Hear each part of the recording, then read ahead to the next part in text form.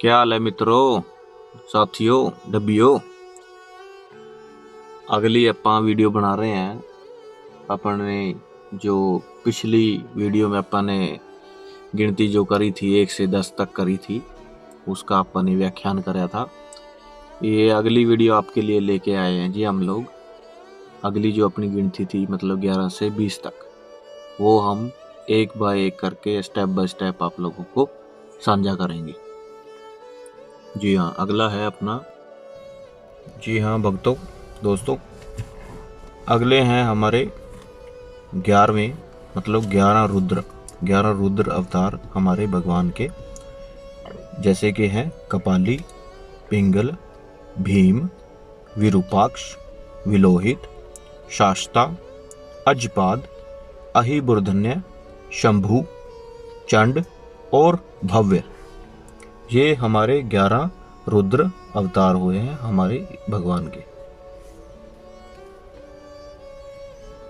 हाँ जी, 12 हैं, 12 माघ मतलब 12 महीने, और वो भी हमारे जो हिंदू धर्म के हिसाब से जो पुराने कैलेंडर में हमारी माताएं, हमारी दादियां, बहनें जो हैं मतलब काउंट करती थी, जैसे हैं चैत, बैसाख, जेठ, आषाढ़, सावन, भादो, आसीन, कैतक, अगन, पूस, माघ और फागुन। ये 12 महीने थे जी, जिसको आज के टाइम में हम लोग कहते हैं अंग्रेजी में जनवरी, फरवरी, मार्च, अप्रैल, मई, जून, जुलाई, अगस्त, सितंबर, अक्टूबर, नवंबर और दिसंबर। भाई ये 12 महीने जो आप अपने अंग्रेजी कैलेंडर के हिसाब से चल रहे हैं। हाँ भाइयों, फिर अगला नंबर है जी अपना 13 रतन। 13 रतन मतलब जो रतन जो है बने अपने, आप लोगों ने पढ़ा होगा या देखा भी होगा, अपने बचपन में देखते थे। जैसे हम लोग तो समुद्र मंथन के बारे में हम लोगों ने पढ़ा है, जाना है। तो जब समुद्र मंथन जी हुए थे, ठीक है, तो वहाँ पे 13 रत्न जो है पहली बार इस धरती पे अवतरित हुए थे। तो 13 रत्न जो हैं पहले जैसे थे कालकूट विष रत्न। कालकूट विष मतलब जो जब समुद्र मंथन हुआ था, सबसे पहले वहाँ पे विष निकला था जो महादेव जी ने अपने गले में धारण कर लिया था। दूसरे नंबर पे जो है पैदा हुए वहाँ पे कामधेनु रत्न। कामधेनु रत्न मतलब कामधेनु गाय वहाँ पे पैदा हुई, जो देवताओं ने ग्रहण करी और बाद में उनको ऋषि मुनियों को, सप्त ऋषियों को दे दिया। तीसरे नंबर पे जो रत्न थे वो थे अश्वमेघ घोड़ा। अश्वमेघ घोड़ा जो हम लोगों ने रामायण काल में भी पढ़ा है, जो दिखाता था कि मतलब वो घोड़ा जिस भी जगह से, जिस भी राज्य से गुजरता था, तो वो राज्य या उस एरिया की ज़मीन जो होती थी उस घोड़े को ग्रहण करने वाले राजा के हक में हो जाती थी। अगले जो रत्न हमारे पैदा मतलब जो उत्पन्न हुए थे समुद्र मंथन से, वो थे एरावत हाथी रत्न। एरावत हाथी बाद में जो है इंद्रदेव जी ने अपना वाहन के रूप में उनको ग्रहण किया था। अगले रत्न जो हुए हैं कौस्तुभ मणि रत्न। कौस्तुभ मणि एक तरीके की एक मणि थी जो बाद में भगवान विष्णु जी ने यानी कि देवताओं जी ने ग्रहण की थी। अगले रत्न जो हुए हैं वो है हमारे कल्प वृक्ष। कल्प वृक्ष जो थे एक तरीके के इच्छा वरदान के रूप में एक तरीके का एक वृक्ष था जो आपकी इच्छाओं को पूर्ण करता था, जो कि बाद में देवताओं ने ग्रहण किया था।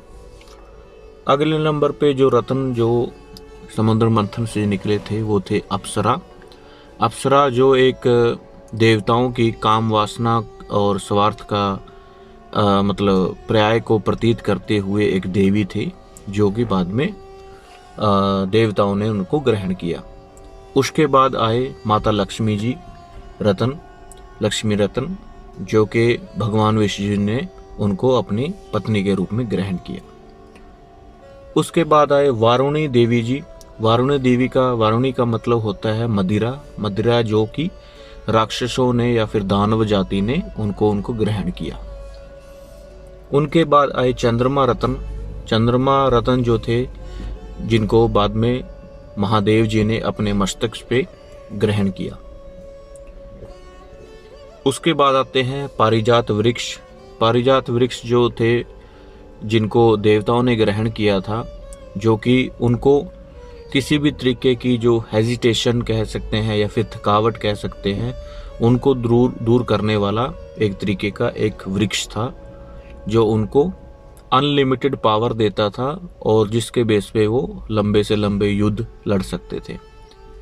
उनके बाद जो रतन पैदा हुए वो थे पांचजन्य शंख। पांचजन्य शंख मतलब या फिर हम कह सकते हैं पंचमुखी शंख, जो कि बाद में भगवान विष्णु जी ने उनको धारण किया। और 13वें रतन जो थे हमारे, वो थे अमृत कलश या फिर कह सकते हैं हम धन्वंतरी।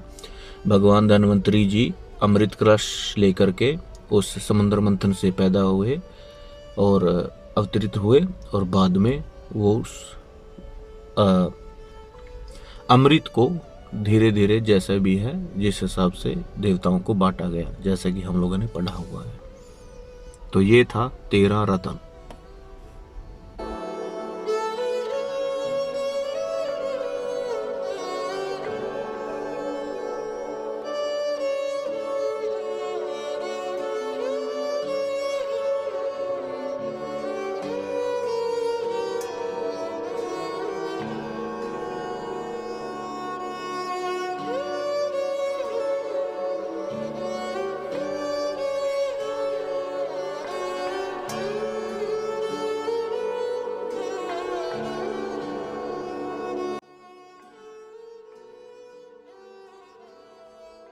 जी हाँ, अगले हैं हमारे 14 विद्या।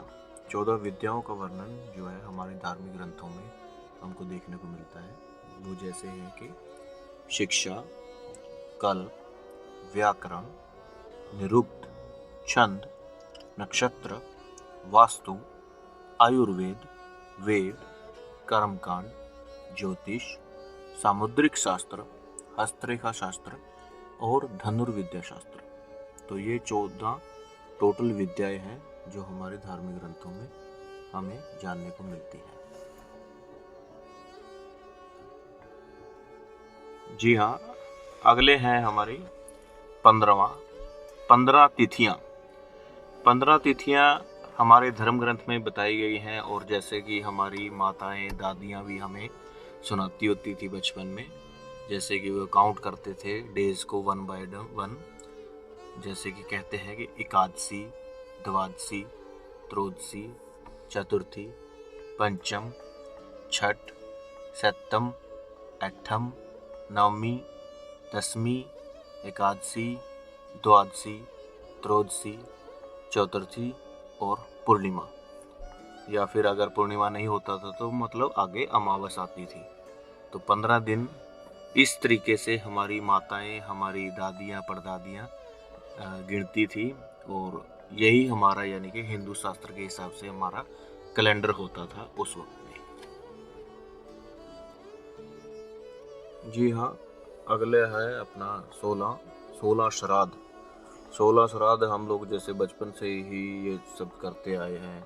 हमने देखा है हमारे घर में हमारी माएँ, हमारी दादियाँ श्राद्ध करती थी। श्राद्ध का एक महीना स्पेशली करीबन 16 दिन या 15 दिन जो है उनको सेलिब्रेट किया जाता था, या फिर हमारे पुरखों के अर्पित किया जाता था। तो वो 16 दिन हम लोग सब लोग जानते ही हैं ऑलरेडी। तो अगर आप लोगों को उस विषय में और ज़्यादा डिटेल में इंफॉर्मेशन चाहिए तो हम एक सेपरेट वीडियो उसके लिए बना सकते हैं और बाद में आपको शेयर कर सकते हैं, टैग कर सकते हैं। चलना थोड़ा सा न्यू कर दो। जी हाँ, अगला है 17 वनस्पति और 18 हमारे ग्रंथों के हिसाब से 18 है पुराण, जिनका वर्णन इस प्रकार है। ब्रह्म पुराण, पद्म पुराण, विष्णु पुराण, वायु पुराण, भागवत पुराण, नारद पुराण, मार्कंडेय पुराण, अग्नि पुराण, भविष्य पुराण, ब्रह्मा विवर्त पुराण, लिंग पुराण, वारा पुराण, स्कंद पुराण, वामन पुराण, कूर्म पुराण, मत्स्य पुराण, गरुड़ पुराण और आखिर ब्रह्मांड पुराण। तो ये कुल मिलाकर के 18 पुराण है हमारे धार्मिक ग्रंथों के हिसाब से, और 19वें हैं आप और 20वां हूं मैं खुद। तो इस तरीके से जो है पंडित जी ने रानी जी का उत्तर दिया, और 1 से लेकर के 20 तक की गिनती में उन्होंने पूरे विश्व को, पूरे ब्रह्मांड को ही गिन दिया। तो ये था इस पूरी कहानी का अर्थ, और ये था पूरा अर्थ 1 से लेकर के 20 तक की गिनती का हमारे धार्मिक ग्रंथों के हिसाब से, हमारे धर्म के हिसाब से। जय श्री राम, हर हर महादेव।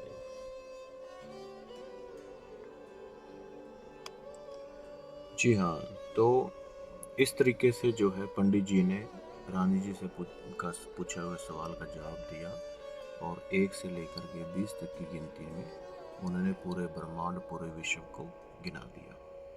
और इसके साथ साथ उन्होंने अपने धार्मिक और साक्षरात के जो नॉलेज है, ज्ञान है, उसका भी वर्णन किया, और अंत में उन्होंने ये भी उसका व्याख्यान कर दिया कि इस पूरे संसार के आखिर में आप और हम दोनों ही हैं, मतलब हमारा जो प्रेम है वो अटूट है। फिर जब ये आंसर रानी जी को मिला और वो बहुत ही संतुष्ट हुए, और वो उनसे शादी करने के लिए एग्री हो गए। लेकिन कहते हैं ना कि मतलब पंडित जी थे, फिर पंडित जी को भी इस चीज़ का आभास हुआ कि ठीक है, रानी जी ने जो हमसे सवाल पूछा, हमने उसका पूरे सच्चाई से उसका उत्तर दिया, लेकिन क्या रानी भी उनके काबिल हैं, उनकी धर्मपत्नी बनने के काबिल हैं? तो इस तरीके से फिर पंडित जी ने सवाल पूछा। तो पंडित जी का सवाल था, चुपैया पे दुपैया, दुपैया के मुंह में मीन, या तो बुढ़िया कल्ली रहेगी, नहीं तो होगे 2 से 3। तो ये सवाल था पंडित जी का उन रानी जी से। अभी हमें नहीं पता आगे इस स्टोरी का क्या बना, इस कहानी का क्या बना, और इसका जवाब हमें पता भी नहीं है, बट कोशिश है हमारी भी जानने की, और हम आप लोगों से भी यही कोशिश करते हैं। तो ये था पंडित जी की तरफ से रानी जी को सवाल, और इसका सवाल का जवाब ऑलरेडी हमें पता है, लेकिन फिर भी हम लोग एक बार जानना चाहते हैं आप लोगों से। और जो जो इंसान इस सवाल के जवाब में इच्छुक है, हम अपनी अगली वीडियो बनाने के लिए आगे तैयार हैं, और जैसे ही हमारी वीडियो आएगी तो हम उसमें अपना इस सवाल का जवाब भी पा सकते हैं, और अपने कमेंट्स और शेयर भी आप शेयर कर सकते हैं।